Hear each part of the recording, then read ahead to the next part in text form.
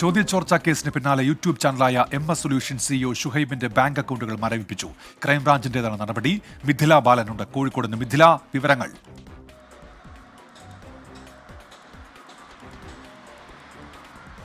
ക്രൈംബ്രാഞ്ചാണ് ഇത്തരത്തിലുള്ള ഒരു നടപടിയിലേക്ക് കടന്നിട്ടുള്ളത്. ഷുഹൈബിന്റെ 2 ബാങ്ക് അക്കൗണ്ടുകൾ, അതായത് SBIയിലെയും കാനറ ബാങ്കിലെയും 2 അക്കൗണ്ടുകളാണ് മരവിപ്പിച്ചിട്ടുള്ളത്. ഇത് അന്വേഷണത്തിന്റെ ഭാഗമായിട്ടാണ്.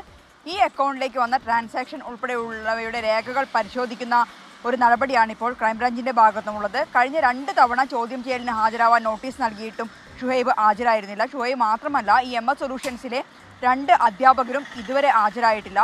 അവരുടെ വീടുകൾ ഉൾപ്പെടെ റെയ്ഡ് നടത്തിക്കൊണ്ടുള്ള ഒരു നടപടിയിലേക്കും ക്രൈംബ്രാഞ്ച് പോയിട്ടുണ്ടായിരുന്നു. ഇവർ ഹാജരാവാത്ത സാഹചര്യത്തിൽ ഇവരെ കസ്റ്റഡിയിലെടുത്ത് ചോദ്യം ചെയ്യാൻ തന്നെയാണ് ക്രൈംബ്രാഞ്ചിന്റെ നിലവിലെ തീരുമാനം. പക്ഷേ ഇവരിപ്പോൾ 3 പേരും, ഷുഹൈബും ഒപ്പം തന്നെ MS സൊല്യൂഷനിലെ കണക്കിന്റെയും ഇംഗ്ലീഷിന്റെയും അധ്യാപകർ, ഇവർ 3 പേരും ഇപ്പോൾ ഒളിവിലാണ്. ഇവരെ കണ്ടെത്താനുള്ള ഒരു ഊർജിത ശ്രമമാണിപ്പോൾ ക്രൈംബ്രാഞ്ച് സംഘത്തിന്റെ ഭാഗത്ത് നടക്കുന്നത്. അതേസമയം നാളെയാണ് ഷുഹൈബിന്റെ മുൻകൂർ ജാമ്യാപേക്ഷ പരിഗണിക്കുക. അഡീഷണൽ സെഷൻസ് കോടതിയാണ് ഈ ജാമ്യാപേക്ഷ പരിഗണിക്കുക.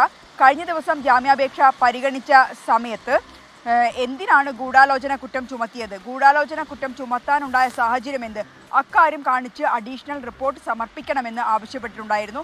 നാളെ അന്വേഷണ സംഘം കോടതിയിൽ ഈ റിപ്പോർട്ട് സമർപ്പിക്കും. അതിനുശേഷമായിരിക്കും മുൻകൂർ ജാമ്യത്തിന്റെ കാര്യത്തിൽ കോടതിയുടെ ഭാഗത്തുനിന്നും ഉള്ള ഒരു തീരുമാനമുണ്ടാവുക. മിഥില ബാലനാണ് വിവരങ്ങൾ നൽകിയത്.